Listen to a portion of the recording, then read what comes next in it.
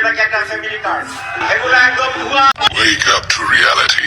ভুয়া যে এগুলো মিথ্যা হবে না, কিন্তু না, সবকিছুই সত্য বিধায় আমরা এখানে আসার সাথে সাথে আমাদের কার্ডে টাকা ঢুকছে। আগামী 5 বছরের মধ্যে ইনশাল্লাহ পর্যায়ক্রমিকভাবে সকলের কাছে আমরা এই ফ্যামিলি কার্ড নিয়ে যেতে সক্ষম হব ইনশাল্লাহ।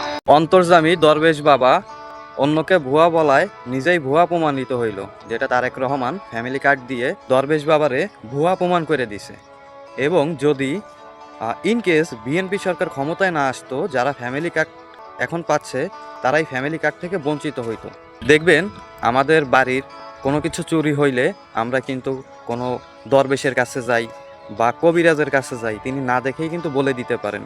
তো এই পরিপ্রেক্ষিতেই আমি ডক্টর শফিকুর রহমানরে বলতেছি যে উনি না দেখে একটা কথা বলল, ভুয়া দাবি করলো, তাহলে উনিও তো দরবেশ বা কবিরাজ, সেই পরিপ্রেক্ষিতে এই কথাটা বললাম।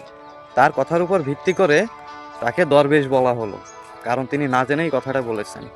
এই ফ্যামিলি কার্ড থেকে যদি কেউ বঞ্চিত হতো আজকে, এই দায়ভার কে নিত? দরবেশ বাবা? তো আপনারা সবাই বলে যাবেন, আসলে যদি আজকে বিএনপি সরকার ক্ষমতায় না আসতো, ফ্যামিলি কার্ড তো দিচ্ছে 18 কোটি মানুষ, মিনিমাম তো 2-3 কোটি তো পাবেই, তা তারা তো অন্তত বঞ্চিত হইতো।